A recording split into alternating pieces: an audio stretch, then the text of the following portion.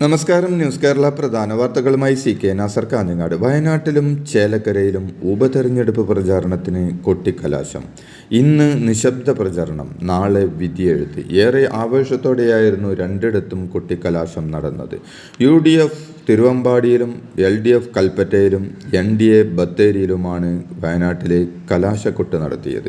ചേലക്കരയിൽ LDF, UDF, NDA സ്ഥാനാർത്ഥികളുടെ കലാശക്കൊട്ട് ആഘോഷമാക്കിയത് Chelakkara bus സ്റ്റാൻഡിലാണ്. UDF അണികളെ ആവേശത്തിലാഴ്ത്തി Priyanka ഗാന്ധിയുടെ കന്നി തെരഞ്ഞെടുപ്പിൻ്റെ കൊട്ടിക്കലാശത്തിനും സഹോദരനും പ്രതിപക്ഷ നേതാവുമായ രാഹുൽ ഗാന്ധിയും എത്തിയിരുന്നു. സംസ്ഥാന സ്കൂൾ കായികമേള സമാപന ചടങ്ങിൻ്റെ വേദിയിൽ പ്രതിഷേധം. സ്പോർട്സ് സ്കൂളുകളെ കിരീടത്തിന് പരിഗണിച്ചതിനാലാണ് പ്രതിഷേധം. നവാമുകുന്ദ, മാർ ബേസിൽ സ്കൂളുകളാണ് പ്രതിഷേധവുമായി രംഗത്തെത്തിയത്. GV രാജ സ്കൂളിന് 2ാം സ്ഥാനം നൽകിയതിന് പിന്നിൽ ഉദ്യോഗസ്ഥരുടെ കളിയുണ്ടെന്നാണ് പരാതി. സംഘർഷത്തെ തുടർന്ന് പോലീസും വിദ്യാർത്ഥികളും തമ്മിൽ കയ്യാങ്കളിയിലെത്തി. സമാപന ചടങ്ങിൻ്റെ വേദിയിൽ വിദ്യാഭ്യാസ മന്ത്രി ഇരിക്കെയാണ് വിദ്യാർത്ഥികൾ പ്രതിഷേധവുമായി എത്തിയത്. പ്രതിഷേധത്തെ തുടർന്ന് സമാപന ചടങ്ങ് വേഗത്തിൽ അവസാനിപ്പിച്ചു. സംസ്ഥാന സ്കൂൾ കായികമേളയുടെ സമാപന ചടങ്ങിനിടെയുണ്ടായ വിദ്യാർത്ഥി പ്രതിഷേധത്തിലെ പോലീസ് നടപടിയിൽ സംസ്ഥാന പോലീസ് മേധാവിക്ക് പരാതി നൽകി KSU. വിദ്യാർത്ഥികളെ മർദ്ദിച്ച പോലീസ് നടപടി പ്രതിഷേധാർഹമാണെന്ന് KSU സംസ്ഥാന പ്രസിഡന്റ് അലോഷ്യസ് സേവ്യർ പറഞ്ഞു. ഒളിമ്പിക്സ് മാതൃകയിൽ നടത്തുന്ന കായികമേളയിൽ ജനറൽ സ്കൂൾ, സ്പോർട്സ് സ്കൂൾ വേർതിരിവുകൾ ഇല്ലെന്ന് മന്ത്രി V. ശിവൻകുട്ടി പറഞ്ഞു. സംസ്ഥാന സ്കൂൾ കായികമേളയിൽ സമാപന ചടങ്ങിൽ സംഘർഷമുണ്ടായ സാഹചര്യത്തിലാണ് മന്ത്രിയുടെ പ്രതികരണം. കേരളത്തിലെ കായിക രംഗത്തിന് പിന്നോട്ട് പോക്ക് സംഭവിച്ചുവെന്ന് മുഖ്യമന്ത്രി പിണറായി വിജയൻ. സ്കൂൾ തലത്തിൽ മികച്ച പ്രകടനങ്ങൾ നടത്തിയ താരങ്ങൾ കായിക രംഗത്തു തന്നെ അപ്രത്യക്ഷമായി. കായിക രംഗത്തെ പ്രകടനങ്ങൾ പലർക്കും മാർക്കും ഗ്രേസ് മാർക്കും നേടാനുള്ള ഉപാധിയായി മാറിയെന്നും മുഖ്യമന്ത്രി പറഞ്ഞു. ടൂറിസം വികസനത്തിന് കരുത്തേകി ബോൾഗാട്ടിയിൽ നിന്ന് പറന്നുയർന്ന സീപ്ലെയിൻ മാട്ടുപ്പെട്ടി ഡാമിൽ ലാൻഡ് ചെയ്തു. മന്ത്രിമാരായ മുഹമ്മദ് റിയാസ്, P. രാജ്, V. ശിവൻകുട്ടി എന്നിവർ ചടങ്ങിൽ പങ്കെടുത്തു. തുടർന്ന് മന്ത്രിമാരും സീപ്ലെയിനിൽ യാത്ര ചെയ്തു. സ്ഥലം ഏറ്റെടുക്കുന്ന വെല്ലുവിളിയും ഉൾപ്രദേശങ്ങളിലെ ടൂറിസ്റ്റ് മേഖലയിൽ എത്തിപ്പെടുക എന്ന വെല്ലുവിളിയും സീപ്ലെയിൻ കൊണ്ട് മറികടക്കാൻ പറ്റുമെന്നും മന്ത്രി മുഹമ്മദ് റിയാസ് പറഞ്ഞു. മൈസൂരുവിൽ നിന്ന് ഇന്നലെയാണ് കനേഡിയൻ കമ്പനിയുടെ ജലവിമാനം കൊച്ചിയിലെത്തിച്ചത്. സർക്കാരില്ലായ്മയാണ് കേരളം അനുഭവിക്കുന്ന പ്രശ്നമെന്നും മുഖ്യമന്ത്രിക്ക് പോലും സർക്കാരിന്മേൽ നിയന്ത്രണമില്ലെന്നും പ്രതിപക്ഷ നേതാവ് VD സതീശൻ പറഞ്ഞു. 10 കൊല്ലം മുമ്പ് ഉമ്മൻചാണ്ടി സീപ്ലെയിൻ കൊണ്ടുവന്നപ്പോൾ എതിർത്ത CPM ആണ് ഇപ്പോൾ സീപ്ലെയിൻ്റെ പിതൃത്വം ഏറ്റെടുക്കുന്നതെന്നും കാപട്യമാണ് CPMൻ്റെ മുഖമുദ്രയെന്നും VD സതീശൻ പറഞ്ഞു. സീപ്ലെയിൻ പദ്ധതി 10 കൊല്ലം മുമ്പ് വരേണ്ട പദ്ധതിയായിരുന്നുവെന്ന് കോൺഗ്രസ് നേതാവ് K. മുരളീധരൻ പറഞ്ഞു. ഇത്രയും വൈകിപ്പിച്ചതിന് പിണറായി വിജയൻ ക്ഷമ ചോദിക്കണമെന്നും UDFൻ്റെ കാലത്ത് പദ്ധതിക്കായി എല്ലാ സജ്ജീകരണങ്ങളും ഒരുക്കിയിരുന്നുവെന്നും എന്നാൽ ഉമ്മൻചാണ്ടിയുടെ കാലത്ത് CPM എതിർപ്പിനെ തുടർന്ന് നിർത്തിവെക്കുകയായിരുന്നുവെന്നും അന്ന് പദ്ധതി തടസ്സപ്പെടുത്താൻ സമരം ചെയ്ത മത്സ്യത്തൊഴിലാളി സംഘടനകളെ ആരും ഇന്ന് കാണാനില്ലെന്നും അദ്ദേഹം പറഞ്ഞു.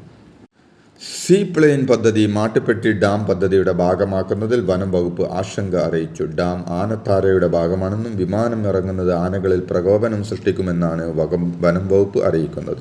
നേരത്തെ നടന്ന സംയുക്ത പരിശോധനയിലാണ് വനം വകുപ്പ് ആശങ്ക അറിയിച്ചത്. എന്നാൽ നിലവിലെ പരീക്ഷണ ലാൻഡിംഗ് എതിർപ്പില്ലെന്നും വനം വകുപ്പ് അറിയിച്ചു. സീപ്ലെയിൻ പദ്ധതിയുടെ റൂട്ട് അന്തിമമായിട്ടില്ലെന്നും ആവശ്യമായ ചർച്ചകൾ നടത്തി ആശങ്കകൾ പരിഹരിക്കുമെന്നും മന്ത്രി മുഹമ്മദ് റിയാസ് വ്യക്തമാക്കി. പരിസ്ഥിതി പ്രശ്നങ്ങൾ ഇല്ലാത്ത സ്ഥലങ്ങളിലൂടെയായിരിക്കും സീപ്ലെയിൻ പദ്ധതി നടപ്പാക്കുകയെന്നും ഇന്ന് ട്രയൽ റണ്ണിൻ്റെ ഭാഗമായിട്ടാണ് കൊച്ചിയിൽ നിന്ന് മാട്ടുപ്പെട്ടി ഡാമിലേക്ക് സീപ്ലെയിൻ ഓടിച്ചതെന്നും മുഹമ്മദ് റിയാസ് പറഞ്ഞു. അതോടൊപ്പം സീപ്ലെയിനുമായി ബന്ധപ്പെട്ട് UDF ഭരണകാലത്ത് സമരം ചെയ്തതിനെക്കുറിച്ചും അദ്ദേഹം സംസാരിച്ചു. അന്നത്തെ സാഹചര്യമല്ല ഇന്നുള്ളതെന്നും കേന്ദ്ര നയം തന്നെ മാറിയെന്നും കൂടുതൽ ഉദാരമായെന്നും റിയാസ് പറഞ്ഞു. മറ്റു വിവാദങ്ങളിലേക്ക് ഇപ്പോൾ പോകേണ്ടതില്ലെന്നും അദ്ദേഹം കൂട്ടിച്ചേർത്തു. മുനമ്പം ഭൂമി പ്രശ്നത്തിൽ മുഖ്യമന്ത്രി പിണറായി വിജയനുമായി സമരസമിതി അംഗങ്ങൾ കൂടിക്കാഴ്ച നടത്തി. പ്രശ്നത്തിന് ശാശ്വത പരിഹാരമുണ്ടാകുമെന്നാണ് പ്രതീക്ഷിക്കുന്നതെന്നും ഉപതെരഞ്ഞെടുപ്പ് കഴിയുന്നതുവരെ കാത്തിരിക്കാൻ മുഖ്യമന്ത്രി ആവശ്യപ്പെട്ടുവെന്നും ബിഷപ്പ് അബ്രോസ് പുത്തൻ വീട്ടിൽ പറഞ്ഞു. മുനമ്പത്തിൻ്റെ കണ്ണീർ തോരാനുള്ള ഇടപെടൽ മുഖ്യമന്ത്രിയുടെ ഭാഗത്തുനിന്ന് ഉണ്ടാകുമെന്ന് പ്രതീക്ഷിക്കുന്നുവെന്നും അദ്ദേഹം കൂട്ടിച്ചേർത്തു. എറണാകുളം ഗസ്റ്റ് ഹൗസിൽ വെച്ചായിരുന്നു കൂടിക്കാഴ്ച. മുനമ്പത്ത് നിന്ന് ആരെയും കുടിയൊഴിപ്പിക്കില്ലെന്നും മന്ത്രി P. രാജീവും വ്യക്തമാക്കി. ഉപതെരഞ്ഞെടുപ്പ് കഴിഞ്ഞാൽ നവംബർ 22-ന് ഉന്നതതല യോഗം ചേർന്ന് പ്രശ്നം പരിഹരിക്കാൻ ചർച്ച നടത്തുമെന്നും അദ്ദേഹം വ്യക്തമാക്കി. കൃഷി വകുപ്പ് സ്പെഷ്യൽ സെക്രട്ടറി എൻ പ്രശാന്തിനെയും വ്യവസായ ഡയറക്ടർ കെ ഗോപാലകൃഷ്ണനെയും സസ്പെൻഡ് ചെയ്ത് സർക്കാർ.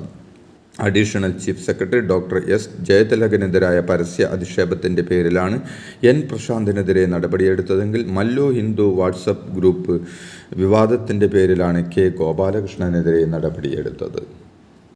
കെ ഗോപാലകൃഷ്ണൻ IAS ഉദ്യോഗസ്ഥർക്കിടയിൽ മതാടിസ്ഥാനത്തിൽ ചേരിതിരിവുണ്ടാക്കാൻ ശ്രമിച്ചുവെന്നും ചേരിതിരിവുണ്ടാക്കുന്ന വാട്സപ്പ് ഗ്രൂപ്പ് ഉണ്ടാക്കിയതിലൂടെ ഉദ്യോഗസ്ഥർക്കിടയിലെ സാഹോദര്യം തകർക്കാൻ ശ്രമിച്ചുവെന്നും സർക്കാർ പുറത്തിറക്കിയ സസ്പെൻഷൻ ഉത്തരവിൽ വ്യക്തമാക്കുന്നു. അഡീഷണൽ ചീഫ് സെക്രട്ടറി അടക്കമുള്ള സോഷ്യൽ മീഡിയ വഴിയുള്ള പ്രശാന്തിന്റെ പരാമർശങ്ങൾ അഡ്മിനിസ്ട്രേറ്റീവ് സർവീസിനെ പൊതുമധ്യത്തിൽ നാണം കെടുത്തിയെന്നും ഇരുവരും സർവീസ് ചട്ടങ്ങളുടെ ഗുരുതരമായ ലംഘനം നടത്തിയെന്നുമാണ് സർക്കാർ ഉത്തരവിൽ പറയുന്നത്. ചീഫ് സെക്രട്ടറി ശാരദ മുരളീധരനാണ് IAS ഉദ്യോഗസ്ഥരെ സസ്പെൻഡ് ചെയ്തുകൊണ്ടുള്ള ഉത്തരവ് പുറത്തിറക്കിയത്. സസ്പെൻഷൻ നടപടി നേരിട്ട വിഷയത്തെ തന്റെ വിശദീകരണം കേൾക്കാതെയാണ് നടപടിയെന്ന് എൻ പ്രശാന്ത്. സർക്കാരിന്റെ നടപടിയിൽ അത്ഭുതം തോന്നുന്നുവെന്നും പ്രശാന്ത് പറഞ്ഞു.